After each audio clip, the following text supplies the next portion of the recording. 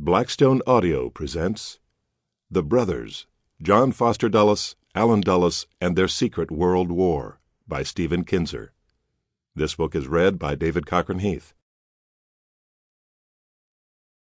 That inscrutable thing is chiefly what I hate, and be the white whale agent, or be the white whale principal, I will wreak that hate upon him. Captain Ahab in Moby Dick by Herman Melville. Introduction. When John Foster Dulles died on May 24, 1959, a bereft nation mourned more intensely than it had since the death of Franklin Roosevelt 14 years before. Thousands lined up outside the National Cathedral in Washington to pass by his bier. Dignitaries from around the world, led by Chancellor Konrad Adenauer of West Germany and President Chiang Kai-shek of Taiwan, came to the funeral. It was broadcast live on the ABC and CBS television networks. Many who watched agreed that the world had lost, as President Eisenhower said in his eulogy, one of the truly great men of our time. 2 months later, Eisenhower signed an executive order decreeing that, in tribute to this towering figure, the new super airport being built at Chantilly, Virginia, would be named Dulles International.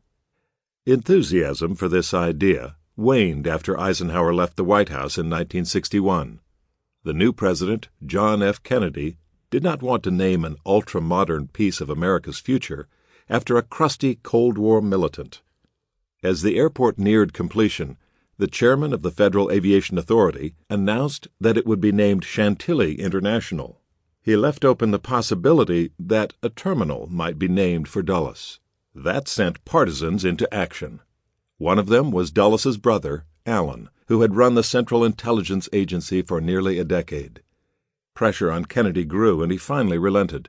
On November 17, 1962, with both Eisenhower and Allen Dulles watching, he presided over the official opening of Dulles International Airport. "How appropriate it is that this should be named after Secretary Dulles," Kennedy said in his speech. "He was a member of an extraordinary family.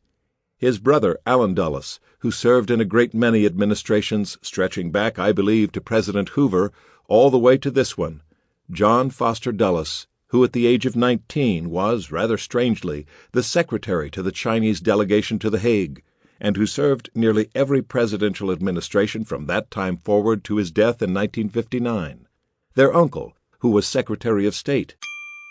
Sample complete. Ready to continue?